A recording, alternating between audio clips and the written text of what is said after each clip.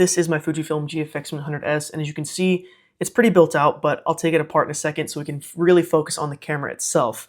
But this is a 100 megapixel digital medium format camera. The GFX system, or the line of cameras, is one that I'm pretty familiar with, as I've owned 3 cameras over the last 5 years, starting with, or actually almost 6 years, starting with the original 50S, then the 50S2, and now finally the GFX 100S.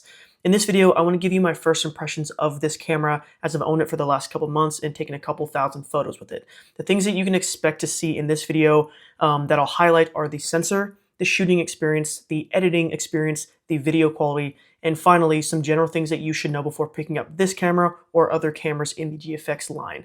So without further ado, let me strip this thing down and let's talk about the camera. There we go, free.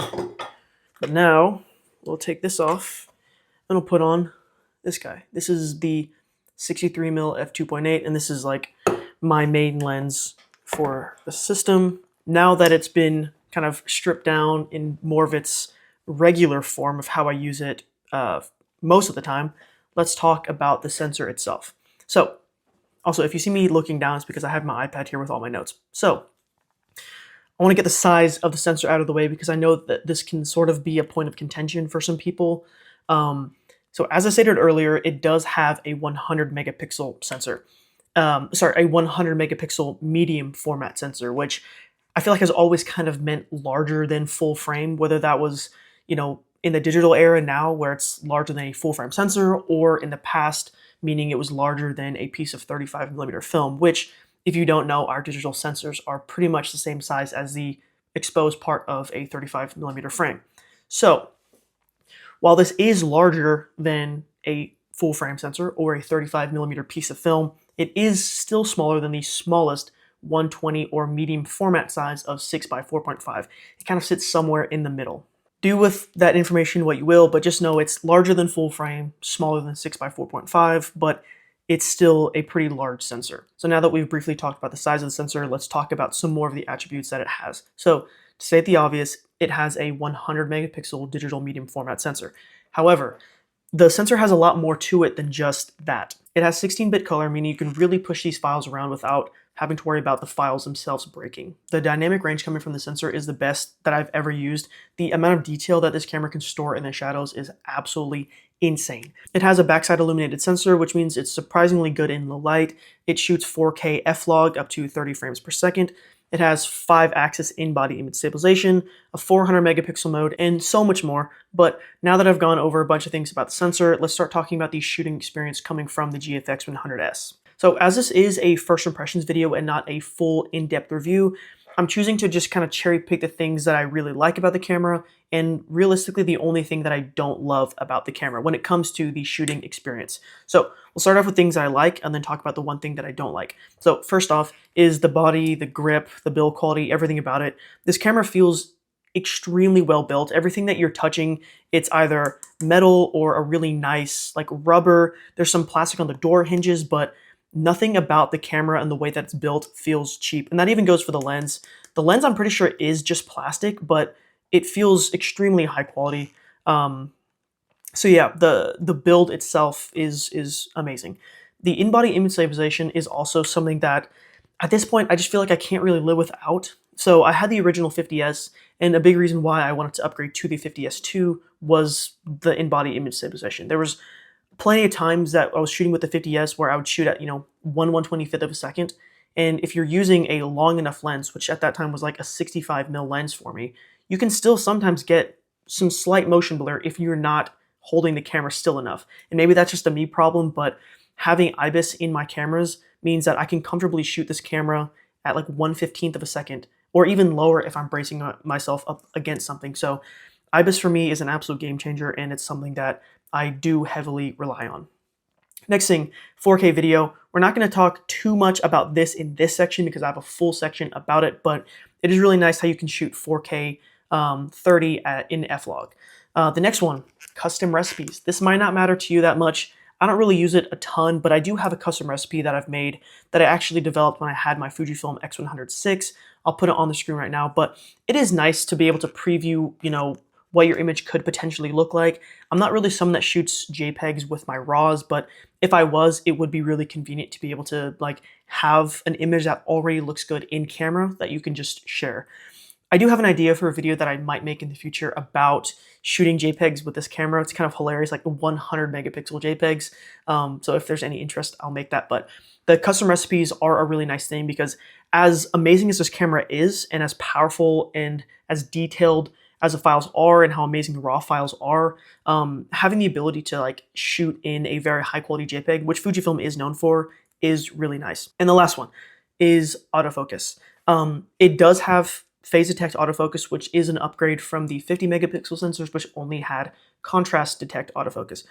But while the upgraded autofocus is something I really do like, it's actually the only thing that I don't like. And so that brings me into the only con, you could say, that I have with the shooting experience.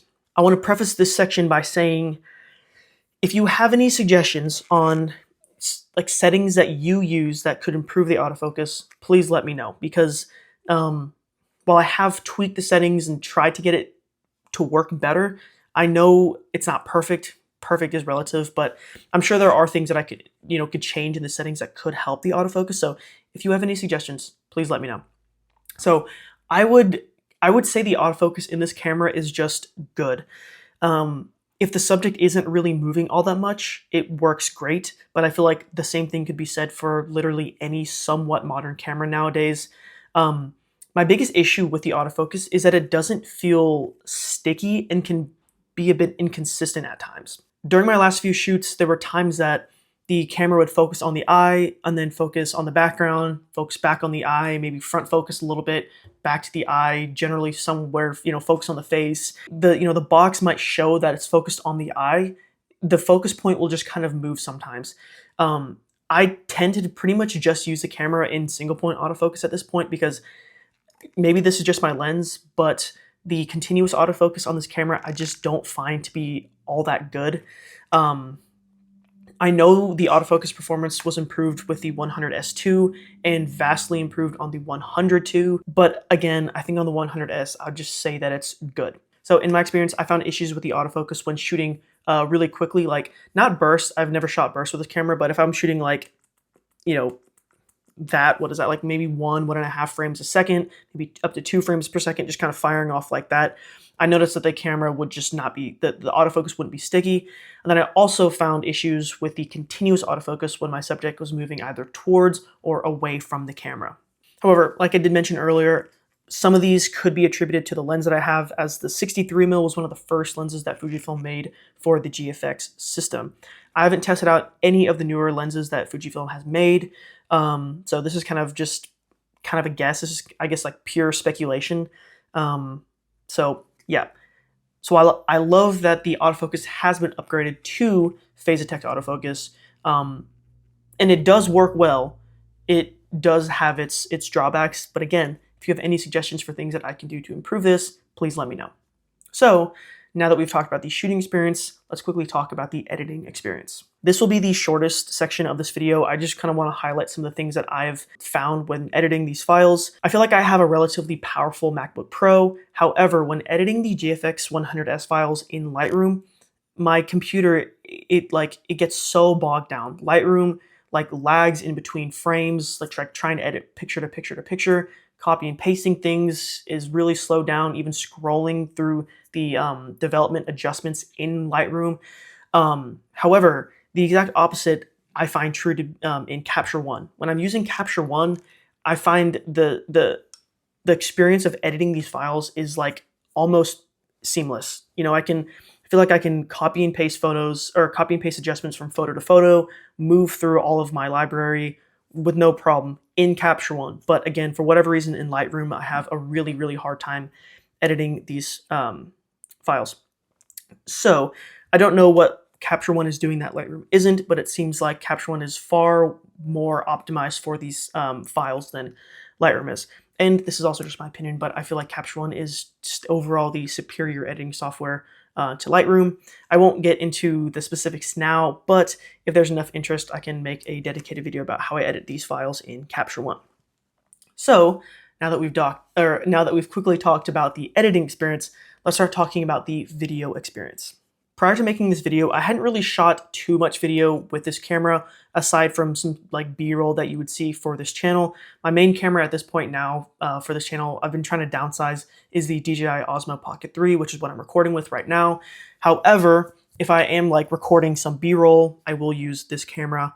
So while I haven't really shot too much prior to this video, I did want to go out and at least record a couple more clips, so I had, just some other things to show about sort of what this camera is capable of, and that's what you're seeing right now. The 100S shoots at 4K 30 in F-Log. Fujifilm has since upgraded their log profiles to include F-Log 2 and F-Log 2C. However, neither of the F-Log 2 profiles are available in this camera. With that being said, I find the F-Log coming out of this camera to be pretty good, honestly. If you're looking to get a powerful hybrid photo video camera, I really wouldn't recommend the 100S or the 100S2. If you're interested in staying in the Fujifilm system, I'd take a look at the XH2S, or if you're looking at the GFX system, I would definitely recommend the GFX 102. This is not to say that the 100S or the 100S2 can't take good videos, because they definitely can.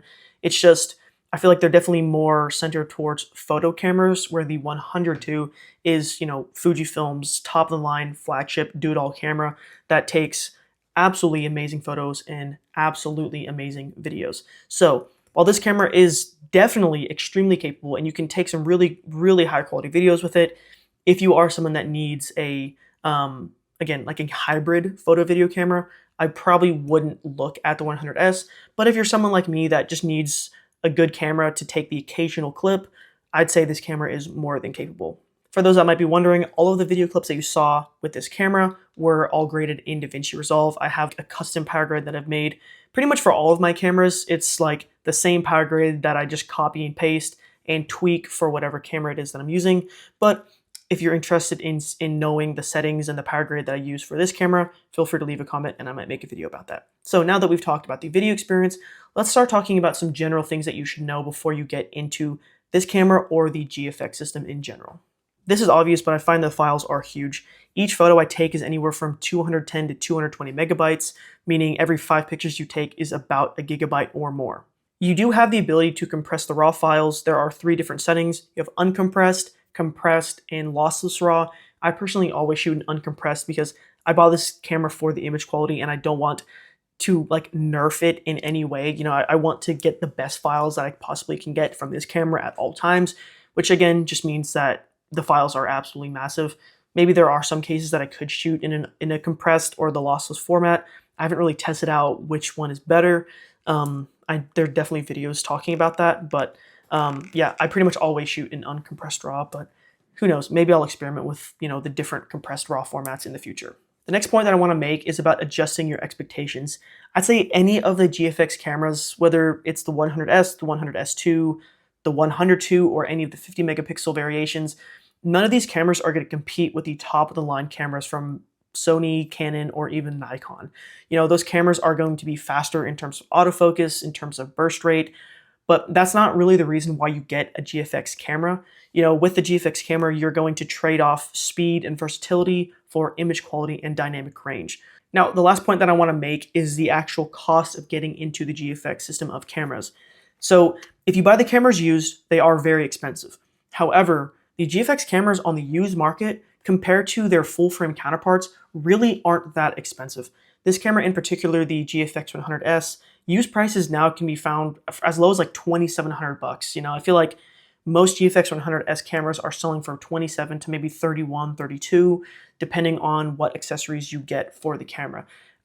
So while that is very expensive, again, when you compare that to the full-frame counterparts, it's not that bad. However, the real cost of the GFX system is not in the cameras, it's in the lenses. And I'm going to look down at my notes because I put some prices down for some lenses that I really want to get for the system. So I think my next purchase for the GFX system is the 45 to 100. Now keep in mind, these are also brand new prices and tariffs have affected these and they have gone up a little bit. But as of right now, the 45 to 100 is $2,600. My absolute dream lens for the system is the 55mm f1.7, also $2,600. The one of the best lenses ever made from what I've heard. Everyone raves about this lens, and that's the 110mm f2. That lens is $3,200. And one of the newer lenses that Fujifilm released is the 30mm f5.6 tilt shift lens, and that's $4,500. So this is not me saying that those lenses aren't worth it by any means, because from what I've heard, they're absolutely spectacular lenses, and the GFX zoom lenses are almost on par with how sharp their prime lenses are. But it's just, I want to point out the price so I could kind of illustrate my point that the real cost of the GFX system is not with the cameras themselves, but it's with the lenses that you'll be purchasing. To sum everything up, the GFX 100S is an absolutely amazing camera, and I've genuinely enjoyed my time shooting with it. No, it's not perfect, and yes, I still have a lot to learn about the camera and its functions, but aside from some small issues like autofocus, which I feel like I just need to figure out, I really have nothing but good things to say about the camera itself. I do have a ton of plans to make videos about this camera, so if you have any questions about things that you would like to see me make, whether they're things that I talked about in this video or things that you think I might have left out, please feel free to leave a comment on this video, or maybe DM me on Instagram, shoot me an email, whatever. I know before I got this camera, I had a lot of questions about the GFX 100S in general, and I feel like some of them weren't answered. So again, I do have a ton of videos that I'm going to be making, but if you have any more questions, feel free to let me know. And I think on that note, I'm going to start ending this video. If you guys made it this far, a special thank you to you. I really do appreciate it.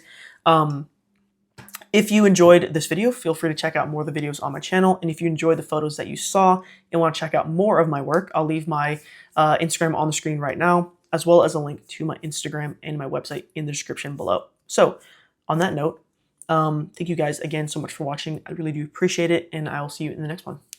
Peace.